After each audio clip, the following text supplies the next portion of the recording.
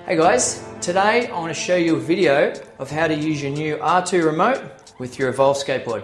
Let's take a closer look.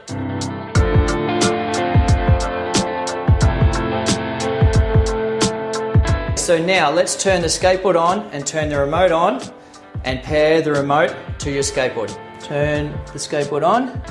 To turn the remote on, you press and hold the on-off button and then it'll light up and have a little vibrate. Okay, so now you're ready to pair. To pair the remote, you have to press and hold the top mode 1 button for about 1 second. The antenna sign will flash and then it will sync up. It's pretty quick too. It'll always start in safe mode. To get out of safe mode, all you have to do is press the mode button one time and it'll take you to the original speed setting of your last ride. So here it says slow. Now to go up from slow to eco or fast or GT, you just have to press the mode button one time and it'll vibrate, each time giving you warning that you've changed speed modes. If you want to go back down through the speed modes, you press mode 2 1 time and it'll vibrate again, giving you warning. Each time you press it, it will drop down a speed mode, and you can see it because it also says in the top left-hand corner of your LCD screen. The deadman switch is always programmed to on when you first get your remote. To ride the board with the deadman switch on, what you have to do firstly is you have to engage the safety switch or deadman switch here, and then you pull the trigger.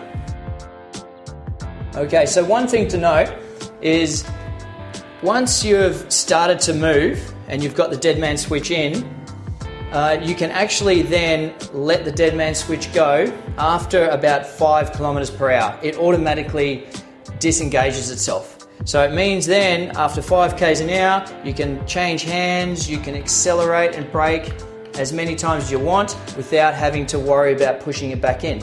The only next time you have to push it in is once you stop and you go to use the board again the next time. How to use the brake function? So basically if you're riding along at whatever speed, all you have to do is slowly push the brake trigger in. The further you push it in, the stronger the brake feeling will be.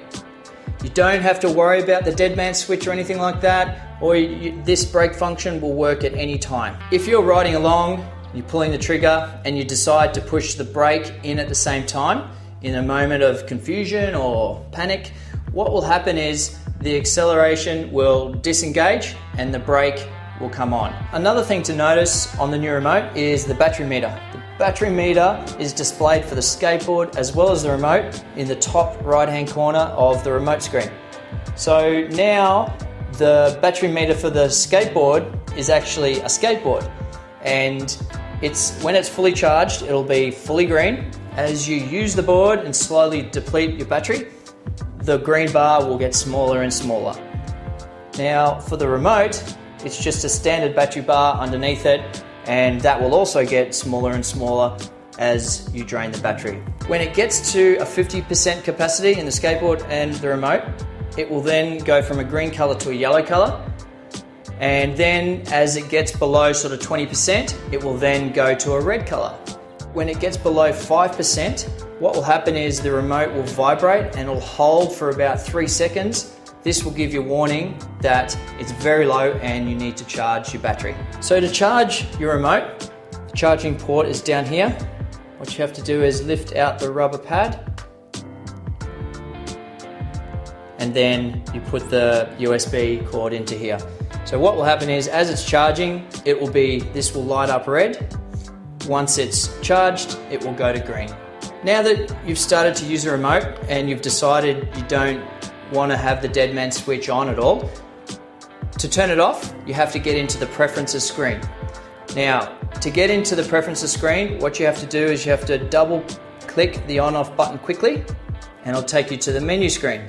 So to scroll up or down, you just press the mode 1 or mode 2 buttons. Now we're in the preference. Once you're there, quickly press the on-off button 1 time. So in this screen it shows the unit, kilometers per hour or miles per hour, deadman switch on or off. So to turn it off, scroll down to deadman and then you hit the on-off button 1 time, go to return, and now the board will work without the deadman switch on. You'll also notice that there is a wheel and gear size setting on your remote. Now, Basically, you've got to set the right wheel and gear that you're using on your board. This will mean that you'll get an accurate speed measure. Again, you get into the menu screen by double clicking the on off button.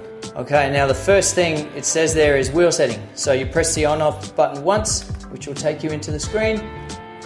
And then you can scroll through all the gear and wheel sizes by the mode 2 button or mode 1 button. So right here now we have the 107mm and the 32 tooth gear. So scrolling down, all right, it says 107mm 32T.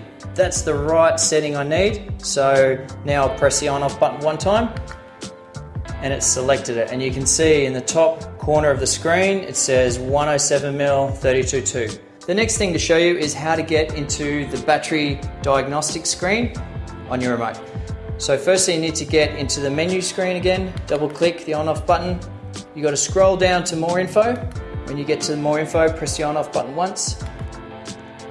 Okay, so what you do here is you quickly press the on off button 2 times and then press and hold the mode 1 button for about 1 second.